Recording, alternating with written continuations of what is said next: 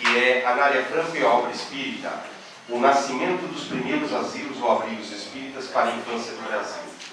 Eu convido então o Alexandre Ramos de Azevedo e o Marco, que vai conduzir a mesa, apresentá-lo a nós. Você não tem apresentação? Não. Bom dia a todos. Como foi apresentado, sou Alexandre. Eu preciso fazer duas ressalvas, até um pedido a vocês para colaborarem comigo, porque, primeiro, antes de eu vir para cá, ao anunciar para minha esposa, minha filha, ela disse assim: o que você vai fazer lá, Alexandre? Tem certeza que é importante para você? No mês passado eu fui a Natal apresentar um trabalho no Simpósio Nacional da ANPU, um trabalho também fruto da pesquisa que eu desenvolvi, que terminou em 2006. Eu apresentei alguns trabalhos, inclusive vim aqui em 2008 apresentar um trabalho. Apresentei a minha pesquisa na área da história da infância, na área da história da educação. Então eu apresentei no principal evento da área de pesquisa em educação, no PED, no GT de História da Educação, um trabalho sobre... é mais amplo, né? O trabalho não é sobre Anália Franco, mas Anália Franco foi algo importante nessa trajetória. Mas eu, durante um tempo, agora eu estou trabalhando, estou morando em Macaé, fiquei um pouco afastado e nesse ano eu resolvi voltar, pensar num tema para o doutorado. E aí eu comecei a rever a minha dissertação e comecei a ver que eu tinha que ainda divulgar alguns resultados. E eu espero que minha esposa esteja assistindo.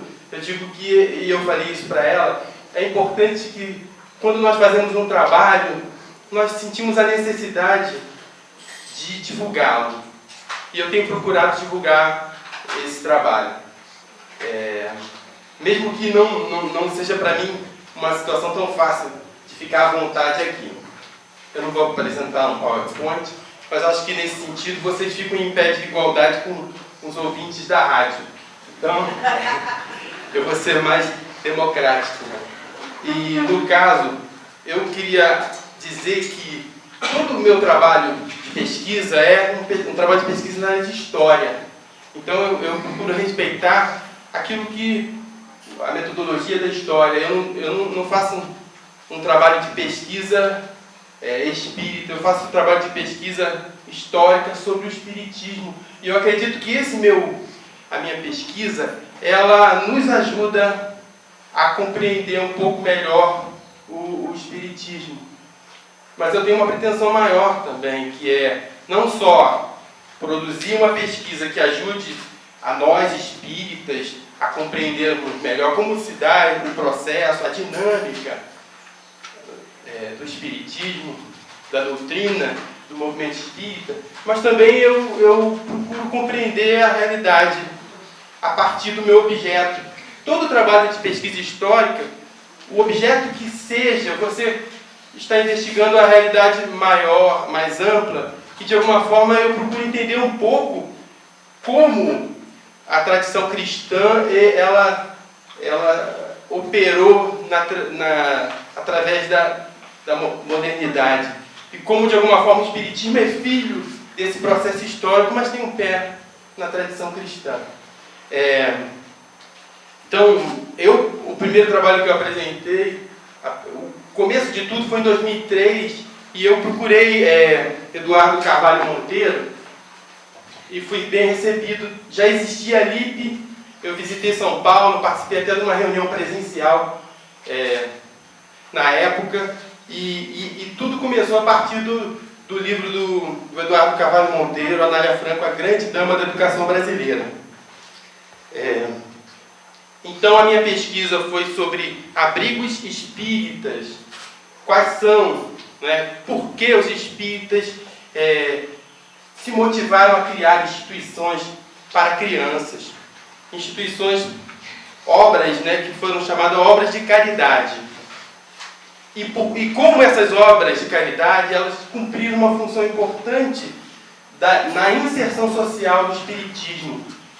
Então, de alguma forma, na minha pesquisa, eu fui encontrar na presidência da Federação Espírita Brasileira, a partir de 1900, o Leopoldo Cirne, e ele vai ser presidente da Federação Espírita Brasileira até 1913.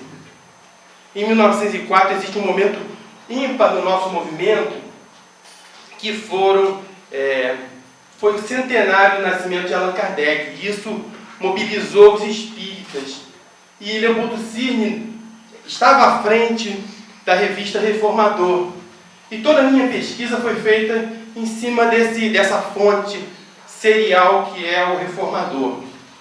E de alguma forma, através do Reformador, a gente vê como, de alguma forma, dentro do contexto social, o Espiritismo, inspirado pela doutrina espírita, mas ele enfrenta situações práticas, que de alguma forma mobiliza ações e de alguma forma faz com que os espíritas procurem estratégias, de alguma forma, de enfrentar, vamos dizer, as perseguições, os combates. E as obras espíritas, ela tem uma função importante nesse sentido. A partir dessas obras, dessas instituições que foram criadas para crianças, para idosos, inclusive na época se falava muito na questão de instituições de hospitais para pessoas com problemas mentais, né? Então são várias as iniciativas. E Leopoldo Cirne, ele levanta a bandeira de fundação dessas instituições. E aí eu vou encontrar, depois daquela pesquisa inicial em 2003, que eu apresentei até um trabalho na Amped em 2003, em formato de pôster, um pouco investigando o que os pesquisadores da história conheciam de Anália Franco. E eu descobri pessoas na área estudando o movimento feminista, falando de Anália Franco. Eu vi pesquisadores estudando a questão da literatura feminina, de revistas que estavam sendo criadas no século XIX, né? Mais para o final também, no início do século XX. Então, a Anália Franco está presente como mulher que escreve, a Anália Franco está presente como professora, então é uma mulher inserida nesse contexto histórico. E nós vamos encontrar, então, nas páginas do Reformador, informações interessantes e importantes para a gente conhecer qual era a participação de Anália Franco nessa história da criação dessas obras. Anália, na verdade,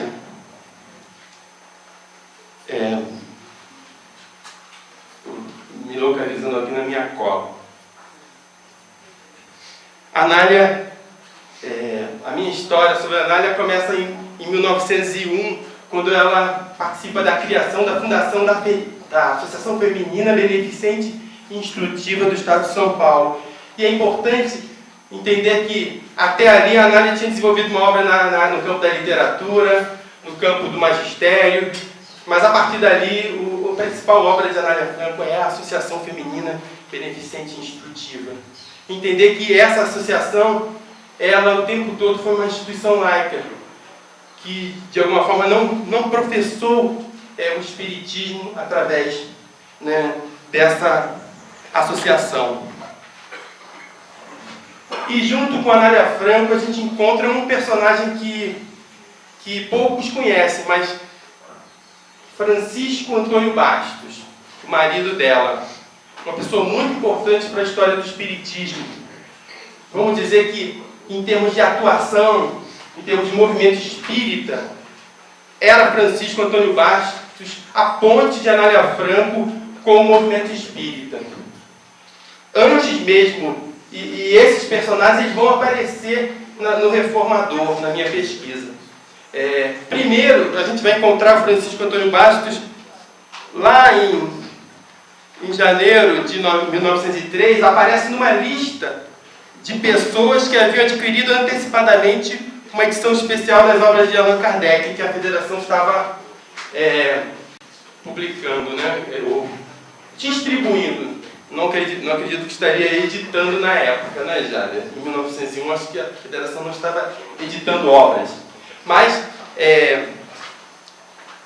estava lançando uma coleção especial de obras de Allan Kardec e o Francisco Antônio Bastos aparece nessa lista. Depois, em março de 1905, o Francisco Antônio Bastos aparece como membro da diretoria do Centro Espírita de São Paulo, que foi uma instituição muito importante em termos de atuação de unificação do movimento espírita aqui em São Paulo. Essa e outra, assim como outras instituições, mantinham um jornal chamado A Nova Revelação. E todos aqueles que vão estudar o espiritismo através de jornais e revistas vão entender o papel importante desses jornais. O Reformador teve um papel importante. E a gente vê que os jornais e revistas eram verdadeiramente meios de comunicação. Notícias que eram publicadas num jornal espírita ou espiritualista na Europa era replicado no Reformador. Notícias que eram publicadas em jornais locais aqui do espiritismo eram trazidos às páginas do Reformador, mas isso era um circuito.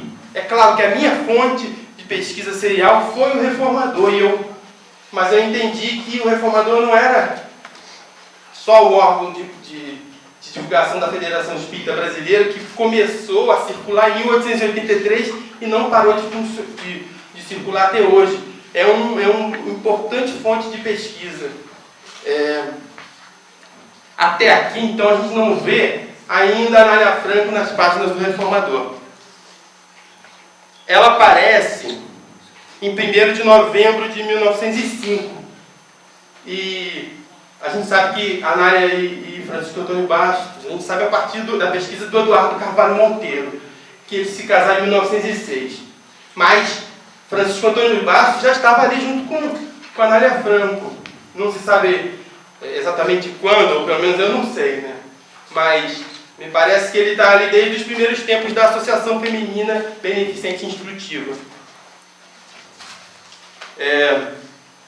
A Anália Franco aparece no Reformador em 1º de novembro de 1905, quando é publicado um comentário sobre o novo manual educativo para nossos filhos, saído das oficinas tipográficas da voz maternal, que a infatigável evangelizadora Dona Anália Franco dirige. A Voz Maternal era um órgão de divulgação da Associação Feminina Beneficente Instrutiva do Estado de São Paulo. Em 15 de dezembro de 1905, é noticiado no Reformador um relatório dessa associação, onde, nesse momento, a Anália Franco é apresentada nas páginas do Reformador como infatigável evangelizadora, como infatigável preceptora, ainda não responsável por uma obra humanitária de fôlego. E a gente não tem ideia do quanto, porque algumas pessoas,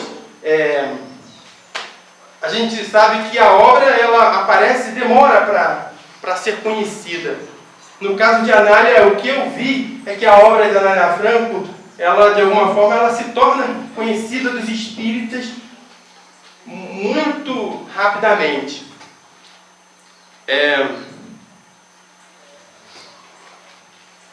Anália Franco e Francisco Bastos, ainda nesse momento, são duas personalidades não vinculadas do ponto de vista ali da minha fonte primária, né? Atuando em espaços diferentes. O Francisco no Centro Espírita de São Paulo e a Anália na Associação Feminina Beneficente Instrutiva. E nós temos... mas em 15 de novembro de 1906, Agripino Veado comunica a suspensão da publicação da revista Espiritismo e agradeceu a alguns confrades que haviam colaborado na mesma, dentre os quais figura o nome de Anália Franco. Então aí aparece a primeira notícia de Anália Franco confrade, né? Ou seja, Anália Franco espírita. E mais adiante, em 1907, em fevereiro, um novo comentário sobre aquele novo manual educativo para nossos filhos apresentará Anália Franco como irmã em crença. Eu não vou mais olhar para lá, para não me prender, porque o tempo está se esgotando. Então, o que a gente vai ver acontecer de lá para cá vamos dizer, vários centros espíritas já conhecendo a obra da Anália Franco, homenageando-a com nomes de serviços, principalmente aqueles serviços que eram voltados para assistência de crianças. E mais adiante, quando a Anália Franco se propõe, junto com Francisco Antônio Bastos, a criar um Instituto Espírita, o Instituto Espírita Natalício de Jesus, ela realmente ganha maior projeção dentro do movimento espírita, através daquela fonte que eu consultei, que foi o reformador. Então, de alguma forma, a minha pesquisa ela vai dizer que a Anália Franco ela é espírita, as pessoas reconhecem a Anália Franco como espírita, ela sofre perseguição por causa disso, mas de alguma forma a primeira instituição que ela aceita participar no sentido de criar uma obra social para a criança, intitulada como uma instituição espírita, foi o Instituto Espírita Natalício de Jesus. Mas isso, quem estava preocupado com a criação de uma obra espírita era Leopoldo Cirne ou outros espíritas. Outros espíritas, através da história, também ficaram preocupados com a imagem do espiritismo. De alguma forma, a imagem social do espiritismo. A Anália Franco, pelo que eu entendi, ela não estava muito preocupada em criar uma imagem social do espiritismo. Ela estava preocupada em realizar a obra que ela se propunha a fazer. E essa obra foi principalmente através da Associação Feminina Beneficente Instrutiva. A minha investigação era em busca dos abrigos, dos asilos para crianças. Algumas pessoas acham que eu pesquisei as creches, mas não.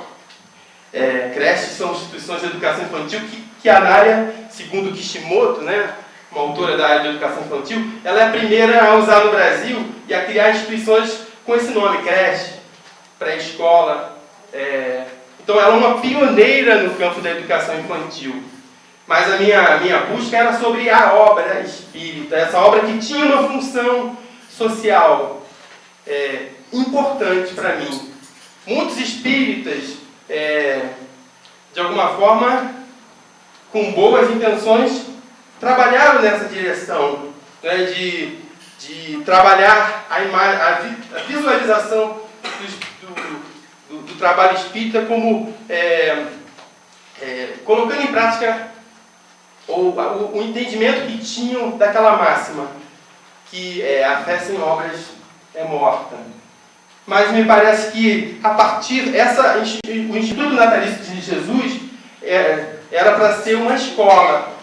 Ele não teve uma vida longa. Desde o início ele começa a funcionar como asilo, como orfanato, um pouco na característica que depois, mais tarde, o Francisco Antônio Bastos, depois da morte de Anália Franco, a desencarnação dela em 1919, ele realmente vai fundar uma instituição espírita no Rio de Janeiro chamado Asilo de Órfãos Anália Franco, hoje Lar Anália Franco, que fica no bairro do Riachuelo, lá perto do Meia, no Rio de Janeiro.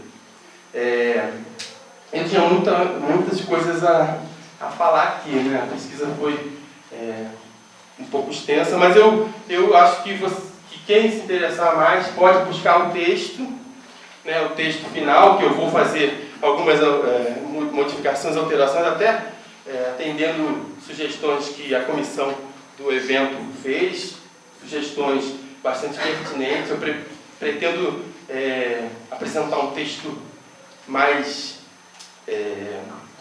acolhendo tais sugestões. Essa é a minha... E eu espero que vocês me perguntem para eu poder falar outras coisas, se não quer.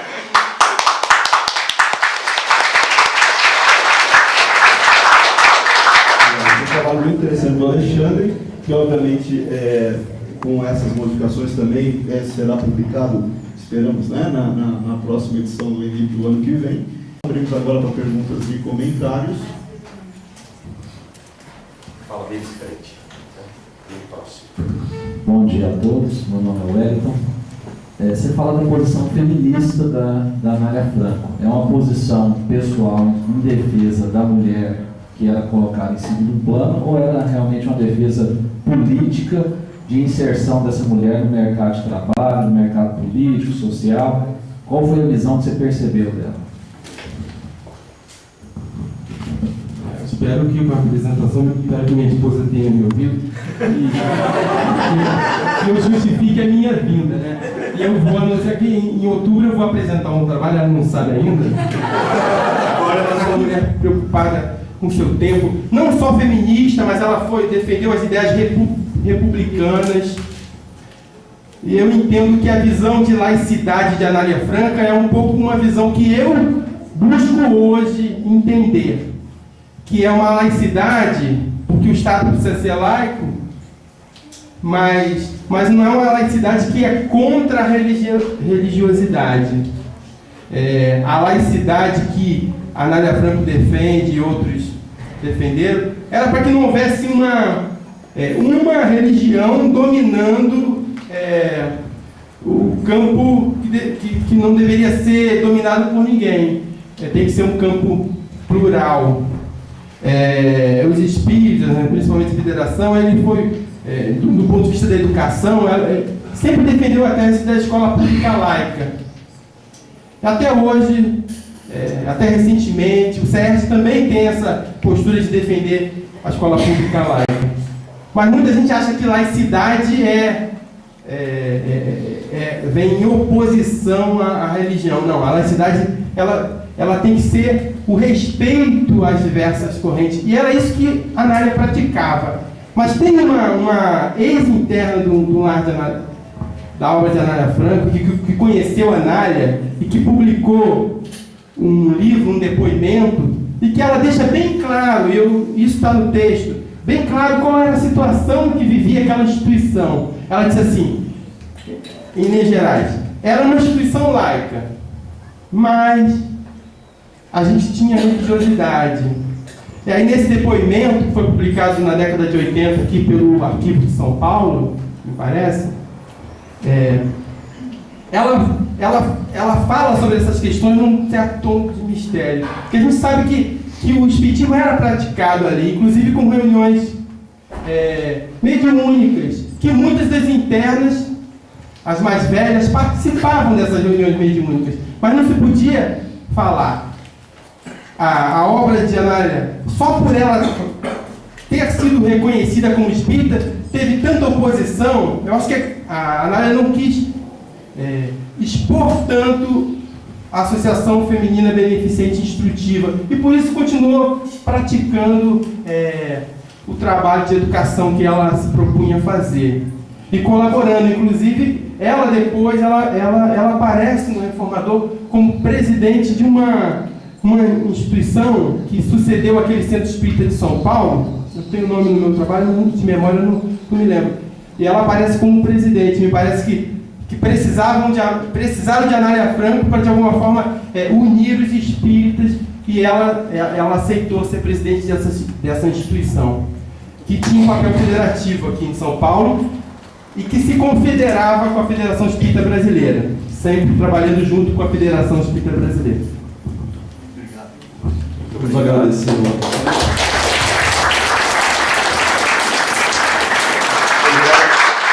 quero também agradecer em nome do CCDP, se a Júlia me permite aqui, a sessão do trabalho do Alexandre, né? Inclusive eu verifiquei aqui que ele agradece o Eduardo Carvalho aqui na abertura da dissertação dele. Obrigado, viu, Alexandre? Muito agradável, e poderíamos ficar aqui falando muito mais, porque é um tema muito interessante mesmo. Mas o tempo não nos permite, nós vamos fazer. O Leopoldo Cirne, e ele vai ser presidente da Federação Espírita Brasileira até 1913. Em 1904 existe um momento ímpar no nosso movimento, que foi o centenário do nascimento de Allan Kardec.